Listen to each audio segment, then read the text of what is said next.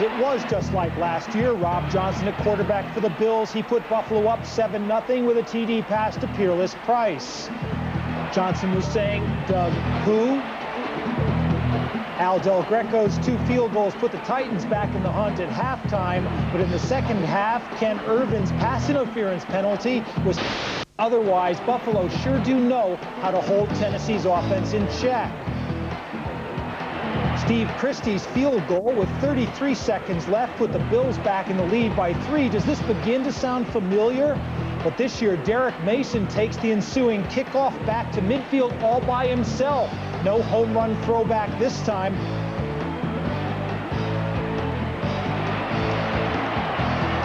And the special teams coach breathes a sigh of relief. That sets up punter Craig Hendrich's 60-yard field goal attempt, but the kick sails off to the left, and this time the Bills win 16-13. And doesn't a happy Wade Phillips look just like Todd Macklin? Rob Johnson got hurt with Doug Flutie out for at least another couple of weeks. Alex Van Pelt hit Eric Moulds to set up that winning field goal for the Bills.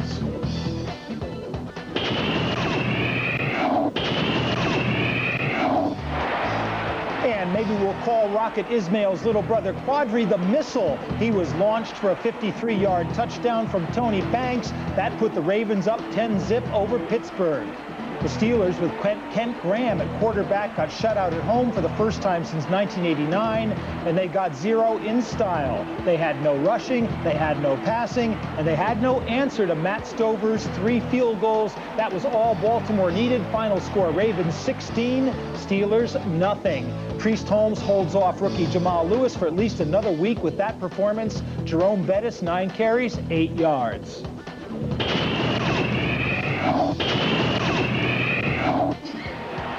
Mark Brunell to Jimmy Smith, 7-0 Jacksonville. Deja vu all over again.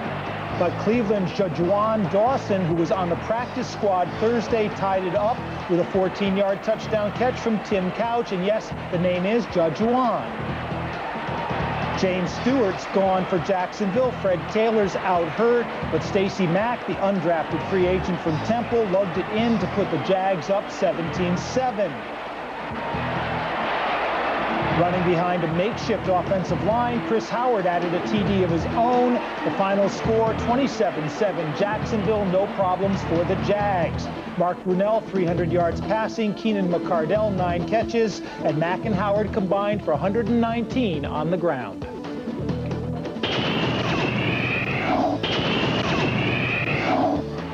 In Oakland, Darrell Russell put the Raiders up 2-0, tackling Robert Chancey for a safety. It stayed 2-0 until the fourth quarter. There were 6 baseball teams outscoring these guys. Then Chancey's 3-yard touchdown run put the Chargers up 6-2, who hit the homer. 2.5 minutes left. Rich Gannon's 10-yard touchdown to Andre Badcheck Rison got the Raiders a 9-6 win. Ryan Leaf suffered a broken hand, a cut jaw, 3 interceptions, and 3 sacks.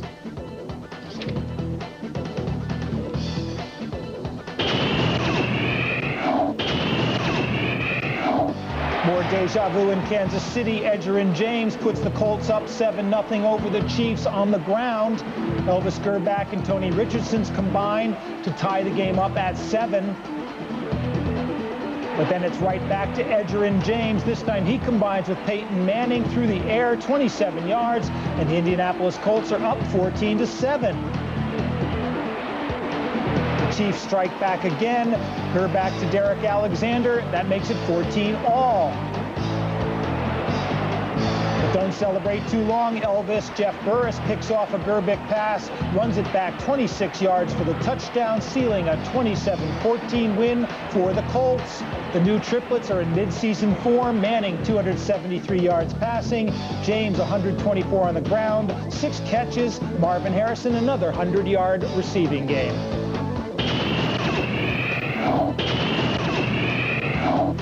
The Seahawks flew to Miami, and Lamar Smith pushed the pile plenty, producing points for the Porpoises.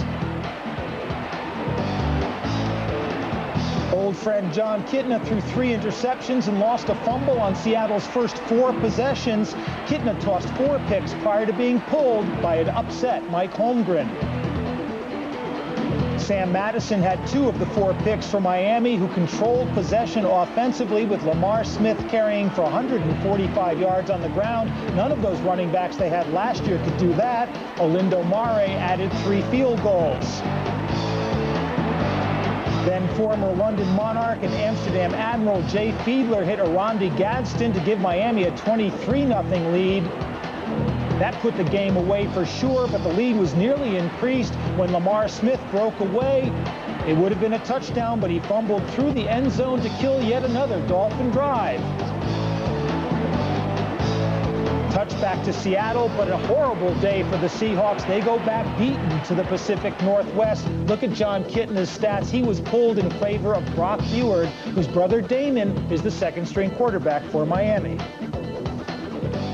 So that's week 1's AFC matchups there. Let's go back to the top one there, our big deja vu moment. Start now with the action from the NFC matchup, starting in New York.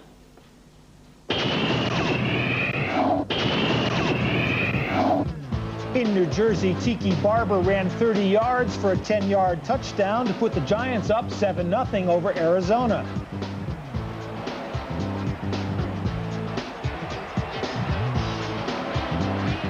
Then Tiki decided the shortest distance between the line of scrimmage and the end zone is a straight line and goes 78 yards for a second touchdown. The only Barber to have a better weekend than this one was the guy who cut Nick haircuts hauling. With the Giants leading 14-0, the game was delayed when lightning struck in the third quarter. Jimmy Hoffa's ghost is rolling under the end zone. Ron Dane is thunder to Tiki Barber's lightning, and his first pro TD made it 21-3 Giants. Jake Plummer threw a late touchdown pass to David Boston, but that wasn't enough. The final score, 21-16 New York.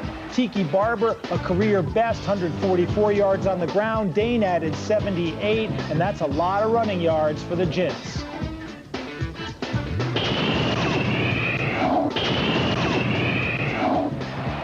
In Washington, Deion Sanders has arrived, but Stephen Davis celebrated his new $90 million contract by putting the Skins up 7-0. Michael Bates for Carolina, who's getting a lot less than $90 million, returned the ensuing kickoff 92 yards to put the Panthers level with Dan Snyder's world's greatest fantasy football team. Brad Johnson, the former London Monarch, snuck over to put the Skins up 17-10. The Skins extended the lead, and Steve Berline's touchdown pass to Wesley Walls in the final 2 minutes got Carolina within 3 points. But that's how it ended, 20-17 for the Skins. All that money gives them 1 win, and in the Battle of the Legends, Bruce Smith had 2 sacks and 3 tackles for the Skins. Reggie White, 0 sacks, 2 tackles for the Panthers.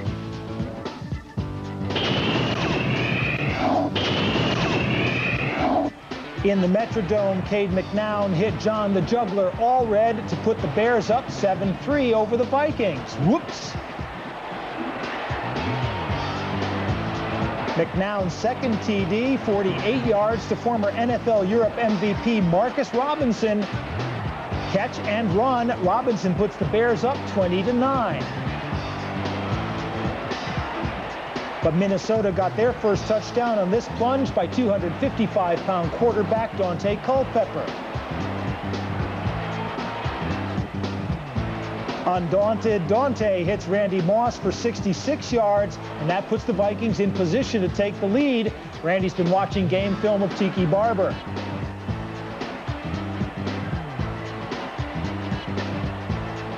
What do you do when you're close to the goal? Dante says you take it in yourself. He runs this one in from 7 yards out. Looks like his own offensive guard. Robert Smith's 59-yard lope on the AstroTurf set up Culpepper's 3rd rushing touchdown of the game. Dante had a total of 78 yards on the ground.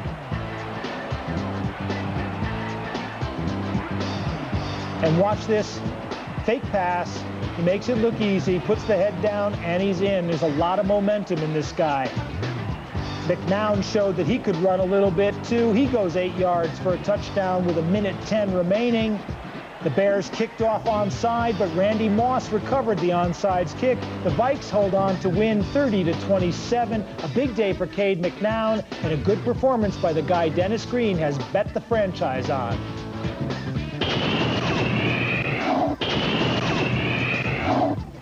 In New Orleans, Sammy Knight went marching in for the Saints with a 37-yard interception return that put them up 7-0 over the Lions. But Willie Jackson's fumble was recovered by Marquise Walker to set up the first of 2 Lion field goals, both of them kicked by the ever-reliable Jason Hansen. The second one made the score 7-6. But we told you it's deja vu week.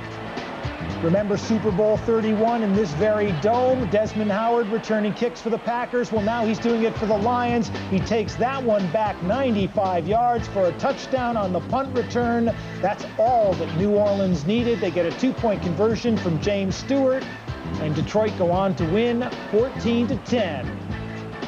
Stoney Case starting a quarterback while Charlie Batch is out. Didn't do much offensively, but he doesn't need to with Desmond returning kicks.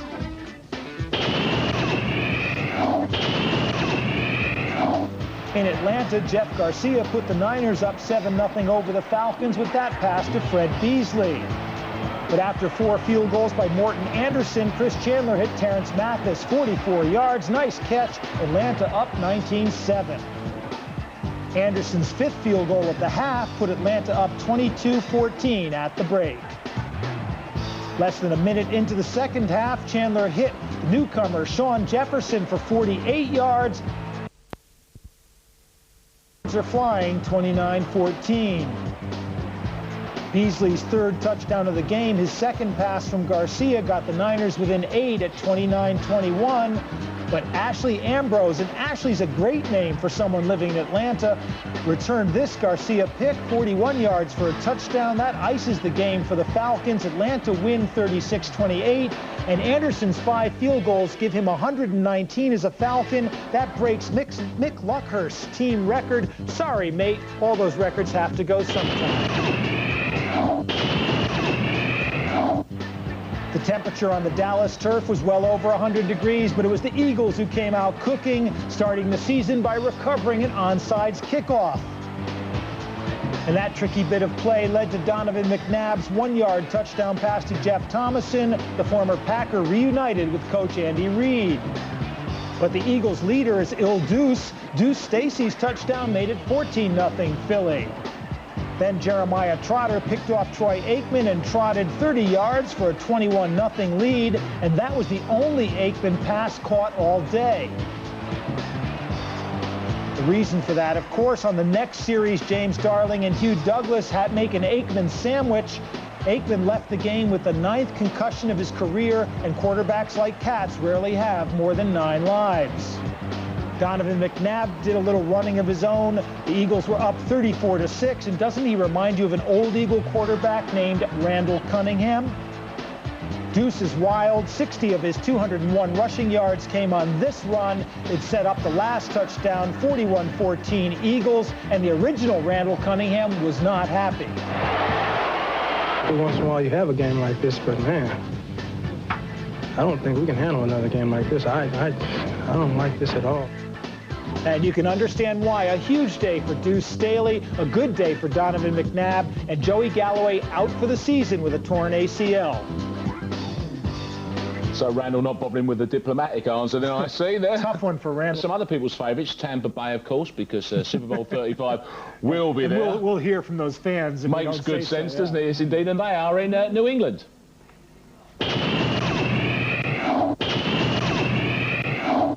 In Foxborough, Mike Allstott broke 2 tackles as Tampa Bay took a 7-3 lead over New England. But Troy Brown's 66-yard punt return had the Pats back on top 10-7. Troy Brown was about all the offense that the Pats could muster in the first half. With New England thinking the ball was dead, Sean King put it into play. He hits Rydell Anthony. The Bucs are up 14-10. Then Mike Allstott bounces in from 3 yards out. Tampa's up by 11. With New England's offense stalled, the game should be over. But Drew Bledsoe hit Terry Glenn for a late touchdown. It was too little too late. Bledsoe threw 4 incompletions at the end of the game, and Keyshawn Johnson was pleased. No animosity on the team in the locker room. There's nothing. This is an all easy outgoing team. Everything is great. You got a defense that's just, I mean, you can't say enough about it. I've never seen a display like that live in a long time. New England's line couldn't protect Bledsoe. They couldn't get any rushing yardage as well. 21 points is all Tampa needs.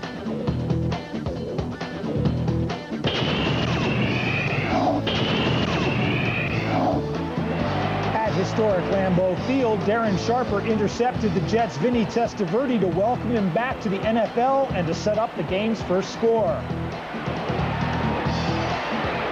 Brett Favre put the Pack up 7-0 with this pass to Tyrone Davis. But the Jets struck back. Watch center Kevin Mawai's drive as Curtis Martin ties the game at 7.